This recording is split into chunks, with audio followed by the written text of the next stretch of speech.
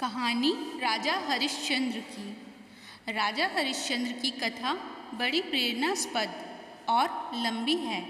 इसे हम संक्षेप में आपको बता रहे हैं। राजा हरिश्चंद्र अयोध्या के प्रसिद्ध सूर्यवंशी राजा थे, जो सत्यव्रत के पुत्र थे। इन्हीं के कुल में भगवान श्री राम का जन्म हुआ था और रघुकुल की रीत चली आई, प्राण जाए पर वचन न जाई। एक समय की बात है कि इनके कुल गुरु वशिष्ठ जी, विश्वामित्र जी एवं सभी देवताओं की एक सभा हुई। सभा में सभी देवता, ऋषि मुनि इत्यादि चर्चा कर रहे थे कि पृथ्वी पर सबसे सत्यनिष्ठ व दानवीर राजा कौन है। तभी गुरु वशिष्ठ ने राजा हरिश्चंद्र का नाम लिया और बताया, पूरी पृथ्वी पर इस समय उनसे बड़ा सत्यनिष्ठ, धर्मात्मा, दानवीर राजा कोई और नहीं है। उनके सत्य के तेज के आगे सूर्य का प्रकाश भी फीका लगता है। कई बार उनके सत्य की परीक्षा ली गई, किंतु कोई भी उनके सत्य को डिगा नहीं पाया। वह अपने सत्य सिद्धांत धर्म पर अडिग रहे। विश्वामित्र जी ने कहा कि आचार्य, मेरी नज़र में पृथ्वी पर सबसे बड़ा दानवीर होना अब संभव नहीं है, और ऐसा कैसे हो सकता है कि किसी के सत्य धर्म को डिगाया ही न जा सके। मूक भाषा में सभी देवता ने हामी भरी, किंतु आचार्य वशिष्ठ ने कहा, यही सत्य है, और अगर कोई भी चाहे तो राजा हरिश्चंद्र की परीक्षा ले सकता है। विश्वामित्र जी पूर्व में एक क्षत्रिय राजा थे। ये अपना राज्य त्याग कर वन में तपस्या को गए थे और बाद में ऋषि हुए। लेकिन क्षत्रिय का तेज या अहंकार, जो भी कह लीजिए, इनके अंदर था। इन्होंने उस सभा में तो कुछ नहीं कहा, लेकिन मन में संकल्प कर लिया कि मैं हरिश्चंद्र के सत्य को डिगा के दिखाऊंगा। तभी विश्वामित्र ने राजा हरिश्चंद्र की कठोर परीक्षा लेने की सोची। विश्वामित्र अपनी योग माया के द्वारा राजा हरिश्चंद्र से एक तपस्वी ब्राह्मण के रूप में जंगल में मिले। राजा हरिश्चंद्र ने उन्हें प्रणाम किया और कहा कि हे ब्राह्मण देव, मैं राजा हरिश्चंद्र हूँ, आपकी क्या सेवा कर सकता हूँ। विश्वामित्र जी ने कहा कि राजन, मैं एक यज्ञ की तैयारी कर रहा हूँ। मुझे उसमें धन की आवश्यकता होगी और उसके लिए तुम्हारी मदद की भी आवश्यकता होगी। राजन, तभी राजा हरिश्चंद्र ने वचन दिया कि हे ब्राह्मण देव, मेरे राजमहल के द्वार सदैव आपके लिए खुले हैं, आप अवश्य पधारें। यह कहकर राजा अपने महल को लौट गए। कुछ समय पश्चात विश्वामित्र जी ब्राह्मण वेश में ही राजा हरिश्चंद्र के महल पहुँचे और राजा को अपना वचन याद दिलाया। राजा हरिश्चंद्र ने कहा, ब्राह्मण देव, आज्ञा करें। विश्वामित्र जी ने कहा, राजन, मुझे आपका पूरा राज्य, धन, ऐश्वर्य चाहिए। सभी महल के पदाधिकारी सोचने लगे, यह मांग पूरी करना संभव नहीं है। तभी राजा हरिश्चंद्र ने कहा, ऋषिवर, मैं आपको अपनी पूरी संपत्ति और राज्य सौंपता हूँ।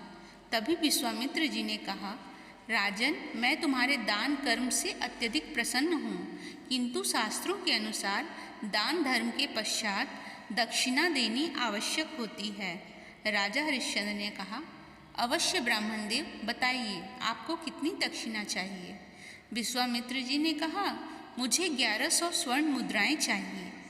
तभी राजा ने अपने मंत्री को आदेश दिया कि ब्राह्मण देव को तत्काल 1100 स्वर्ण मुद्रा दक्षिणा स्वरूप दी जाएं।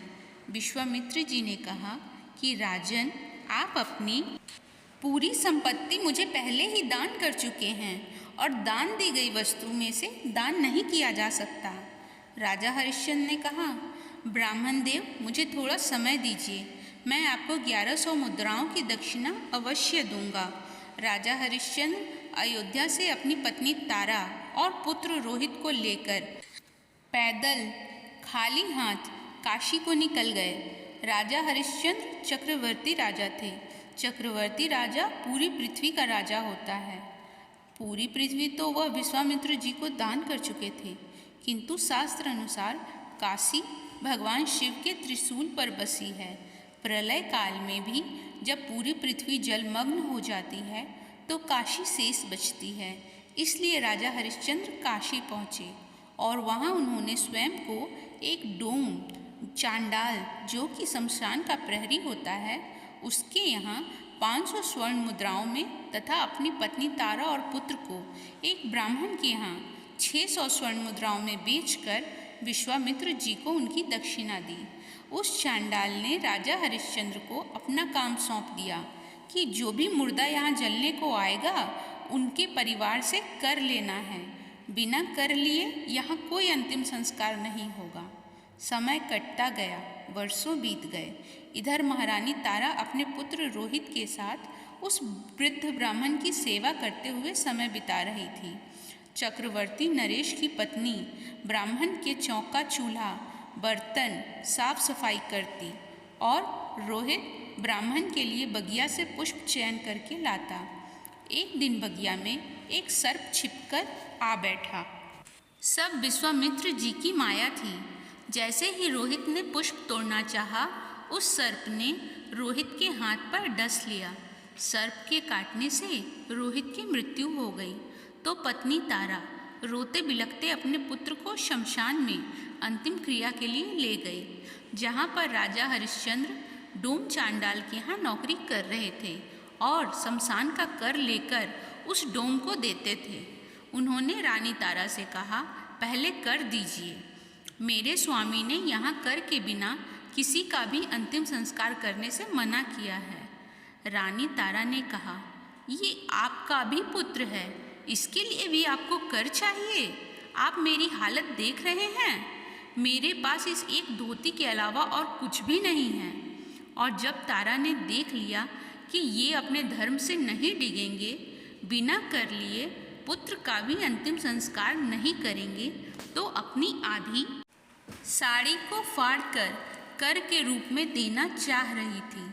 उसी समय वहाँ सभी देवी देवता, ऋषि मुनि, वशिष्ठ जी सहित विश्वामित्र जी प्रकट हुए और राजा हरिश्चंद्र से कहा कि मैं केवल आपके सत्य की परीक्षा ले रहा था, जिसमें आप उत्तीर्ण हो गए और उनको उनकी धन संपत्ति, वैभव, राजपाट पुनः लौटा दिया और देवताओं के आशीर्वाद से रोहित को पुनर्जीवन दिया और कहा, राजन, अब आप हमसे कोई वरदान मांगिए। राजा हरिश्चंद्र ने कहा, ऋषिवर, मुझे कुछ नहीं चाहिए, केवल इतनी विनती है कि इतनी कठोर परीक्षा अब किसी और की न लीजिएगा। सत्य की परीक्षा नहीं ली जाती, उनको प्रणाम किया जाता है।